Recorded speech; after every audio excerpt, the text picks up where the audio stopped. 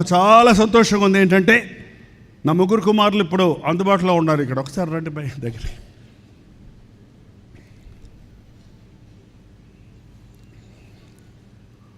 ఒక్కోసారి అనుకుంటాను నా పెద్ద కుమారుడు సిఐడి ఆఫీసర్ అయి ఉంటే భలే ఉండేదని. ఎలా పసిగడతాడో తెలియదు కానీ ఒక ప్రత్యేకమైన గిఫ్ట్. రాబోయేదాన్ని పసిగడతాడు, హెచ్చరిస్తాడు. మొహమాటం లేదు, ఎవడైనా సరే మొహమాటం లేదు. ఏంటంటే అదొక ప్రత్యేకమైంది. మా రెండో కుమారుడు గురించి ఆయనే చెప్పుకున్నాడు ఇప్పుడు దాకా. ఈయనకు ఒక పేరుంది మా ఇంట్లో, నీ ముద్దుల కొడుకు అంటుంది నా భార్యని. ఎప్పుడు ఎంట పెట్టుకుంటాను, ఎందుకంటే ఈ ముద్దుల కొడుకుని ఎవరిని ఎత్తుకుపోతారేమోనని, సైతాన్ని ఎత్తుకుపోద్దేమోనని. అయినా కూడా తప్పించుకొని తిరిగారని ఇప్పుడు చెప్పింది చూస్తే నాకే ఆశ్చర్యం వేసింది. బట్ దేవుడు వదిలిపెట్టాడు కదా. ప్రార్థనతో పెంచిన బిడ్డలు పాపాన్ని రుచి చూస్తారేమో కానీ పాపంలో బతకలేరు, తప్పిపోతారేమో కానీ దేవుడు విడిచిపెట్టడు. నా భార్యకి ఇచ్చిన వాగ్దానం ఒకటే చెప్పొద్దు తను ఎప్పుడు. అర్ధాంతరంగా అకస్మాత్తు మరణము కొరకై నీవు బిడ్డల్ని కనలేదు, నీ బిడ్డలకు ఏక హృదయము ఏకాత్మ ఇస్తాను. అదే పట్టుకుంటాం అంతే. ఎటువంటి పరిస్థితుల్లో కూడా నేను బాధపడుతున్నా కూడా తను వదిలిపెట్టదు. నేనైతే నాకు తెలియదు ఎన్ని రాత్రులు నా బిడ్డల కోసం తిండి తినకుండా నిద్ర పోకుండా మూలుగుతున్నాను. ఒకవేళ ఆ కొడుకులకు కూడా పూర్తిగా తెలియదు, నా భార్యకు తెలుసా లేదా చెప్పు.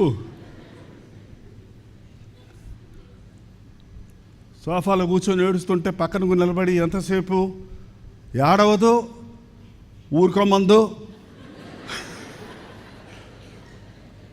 నా ఫీలింగ్కి నా కళ్ళ మీద కారిపోతుంటాయి నీళ్ళు, కాళ్ళు వాసిపోతాయి, తన కంటమ నీటి రాదు, స్తంభంలాగా నిలబడద్దు ధైర్యంగా. ఊరుకోండి అంటది మధ్యలో మాత్రం. ఎప్పుడన్నా దేవుని కృప అండి నా పట్ల, నాకు ఇచ్చిన భార్యను బట్టి, నా ముగ్గురు కుమారులను బట్టి ఐఎమ్ ప్రౌడ్ అబౌట్ యూ. మరి రాజ్ ప్రకాష్ గురించి నేను చెప్పక్కర్లేదు, చాలా మంచి చూడనబడే.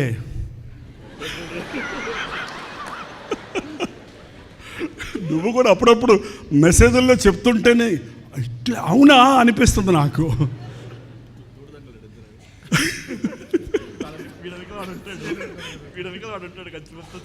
బట్ ఏదేమైతేనే ముగ్గురు దేవుని ప్రేమతో పట్టబడ్డారు, దేవుని సేవలో సాగుతున్నాడు.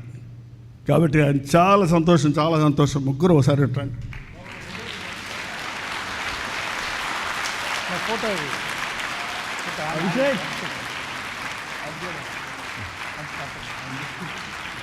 చెట్టు అడిగినా చేస్తారు రాదు. ఒకసారి ఫోటో తీసినండి.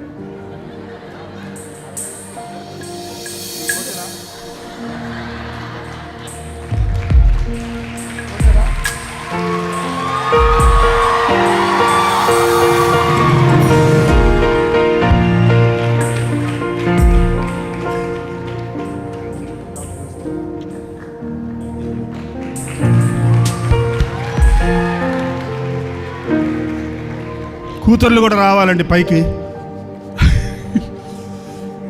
మీరు లేకుండా కంప్లీట్ ఉండు, వాళ్ళు వస్తారు. రండి నువ్వు రా. అయ్యో వదిన తీసుకురాలట. పిల్లలకి ఎగ్జామ్స్ ఉన్నాయట ఇవాళ. రాజ్ ప్రకాష్ ఇప్పుడు తీసుకొచ్చాడు. జోన్ పిల్లలకు కూడా ఎగ్జామ్స్ ఉన్నాయి. So they could come. Okay, కనీసం ఉన్నోళ్ళు రండి, ఇచ్చింటే బాగుండేది. పిల్లలు లేకపోయినా ఇద్దరు వస్తారనుకుంటారు. ఒక విషయం మీకు తెలియదండి, వీళ్ళిద్దరూ గ్యాంగ్ తోడు దొంగలు. ఒక్క పాయింట్ చెప్పాలి, ముందు రాజు వెళ్ళి మాట్లాడొస్తాడనమాట, నెక్స్ట్ మైకిల్ వెళ్ళి కొట్టొస్తాడనమాట. మైకిల్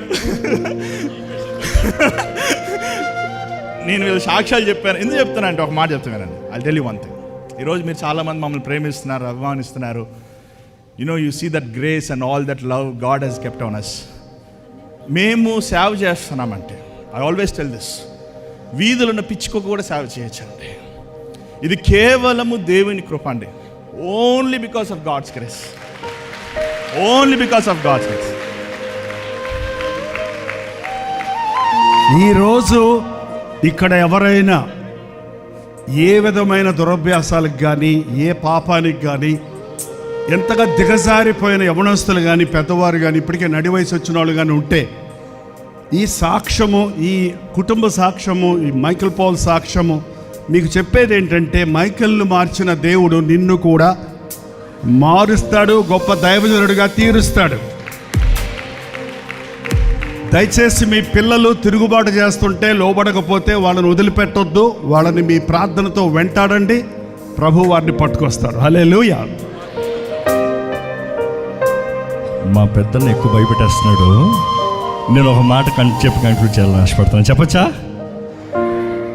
మా పెద్దనే చెప్పే సంగతి అంతా మా యవన కాలంలో ఉండే. It's around 1998, 1999, 2000. ఆయన చెప్పిన రీతిగానే గొడవ అంటే మా నాన్నగారు మమ్మల్ని మామూలు స్కూల్లో పెంచాడు. సో ఆల్మోస్ట్ స్లమ్, ఆ రకం గ్యాంగ్. సో ఇంకా ఎలా పెరుగుతారో మీకు తెలుసు, అర్థమైంది కదా. సో బట్ దెన్ మా అన్న చెప్పింది 100% వాస్తవమే. ఏదన్నా పక్కన ఉండేవాళ్ళు, మీ ఇద్దరు బెస్ట్ ఫ్రెండ్స్ అని చెప్పాం కదా. కానీ ఇంకొకటి చెప్పలేదు ఆయన, అది చెప్పాలని ఆశపడుతున్నా. మేము రక్షించబడతాం వరకు పాపం, కానీ రక్షించబడిన తర్వాత ఏంటి తెలుసా, మా నాన్నగారు ఇక్కడ ఉన్నారు కాబట్టి సాక్ష్యం ఇస్తారు. సేవ. మేమిద్దరం కలిసాం, ఇంకో కొట్టని మీటింగ్ లేదు. 100 మీటింగ్లా కొట్టు. నా లెక్క ప్రకారం he is the man power, I'm the mouth and the brain power. So నేను క్యాలిక్యులేషన్ వేయాలి, ఆయన మార్క్ చేసి చూపిస్తాడు. సో యా, ఆ రోజులు కూడా ఒక నెయ్యాలంటే బుర్ర నాది పని అయింది. కానీ అది మారిన తర్వాత, రక్షించబడిన తర్వాత సేవ. ఇప్పుడు సాతాన్ని పోరాడతాం. ఈరోజు మేము సాతాన్ని పోరాడే warriors, no doubt about it. But then ఒక మనిషిలో ఏది బలము చూసి అపవాది దాన్ని పెట్టే పాడు చేద్దామని చూశాడు. దేవుడు అదే మరలా మలిచి ఆయన రాజ్యం కొరకు నిలబెట్టి వాడుకుంటున్నాడు. అందుకని ఈరోజు మేమైతే తెగిస్తాం. దేనికంటే తగ్గిస్తాం? మా సాక్షులు, అత్త సాక్షులే ప్రాణం కూడా లెక్క చేయమరా అంటాం.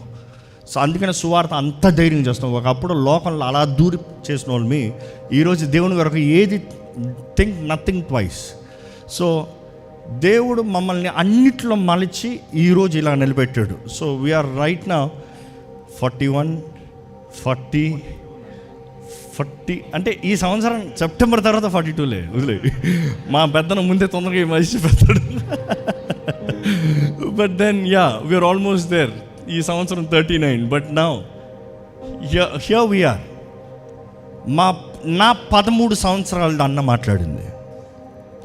కానీ వన్స్ క్రీస్తుకు సమర్పించుకున్న తర్వాత తొట్రలు లేదన్నది చెప్పాం, తొట్రలం. కానీ పడనంలో దేవుడు అప్పుడు నుండి ఇప్పుడు వరకు మీకు తెలుసో లేదా, 2007లోనే మేము ఉద్యోగ సభలు ఫస్ట్ క్రీస్తు కొరకు నిలబడతాం స్టార్ట్ చేసాం. 2007 నుండి ఈ రోజు వరకు దేవుని కొరకు రోషంతో పోరాడుతున్నామండి. దాన్ని బట్టి దేవునికే మహిమ కలుగును గాక. ఎంతమంది అండి విజయవాడలో బిషప్ అజ్రాయాలో గ్రౌండ్స్లో మీటింగ్ జరిగినప్పుడు, పెరడ్ గ్రౌండ్స్లో జరిగినప్పుడు, ఇంకా బెసన్ అదేంటి ఇప్పుడు నన్ను పెట్టారు లైలా కాలేజ్ కాపురంలో, ఆ రోజుల్లో మీటింగ్స్ ఎంతమంది వచ్చేవారు తెలుసండి? మీరేనా? మినిమం 1,00,000, లిటరల్గా లెక్క పెట్టితే 1,00,000. కుర్చీలు ఉండవు, అందరు తోసుకొని కూర్చోవాలి. అలాంటి 100 మీటింగులు పెట్టాము. నాకేం తెలియదు, నేను ప్రసంగం చేయడానికి వస్తాను అంతే.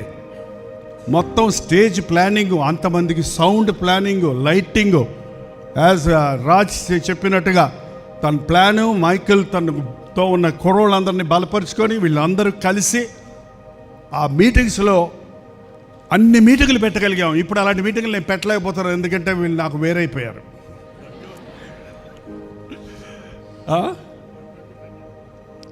అదే సాలిడ్గా అప్పటికి 2016కి 100, ఆ తర్వాత మళ్ళీ పెట్టాం అనుకోండి. కాబట్టి ఆ రోజుల్లో మీటింగ్లో జనులు ఇప్పుడు